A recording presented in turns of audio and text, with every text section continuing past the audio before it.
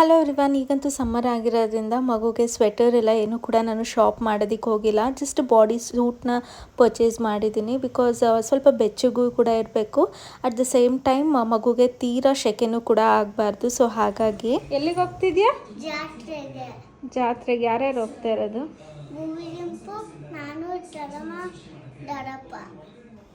ಇನ್ನು ಲಿಶು for the first time ಜಾತ್ರೆಗೆ ಅಂತ ಹೋಗಿದ್ದು. ಇನ್ನು ಅವಳು ಬರೋ ಅಷ್ಟರಲ್ಲಿ ಸ್ವಲ್ಪ ನಾನು ರೂಮ್ ಕ್ಲೀನ್ ಮಾಡ್ಕೊಬೇಕಾಗಿತ್ತು. ಡ್ರೆಸ್ಸಿಂಗ್ ಟೇಬಲ್ ಮತ್ತು ಸ್ವಲ್ಪ ಸ್ಯಾರೀಸ್ ಎಲ್ಲ ಎತ್ತಿಟ್ಕೊಬೇಕಿತ್ತು, ಅದನ್ನೆಲ್ಲ ಮಾಡ್ಕೊಂಡ್ವಿ.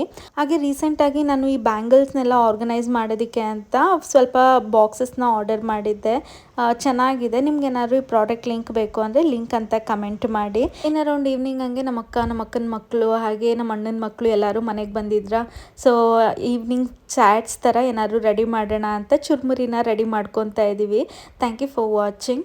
ಬಾಯ್.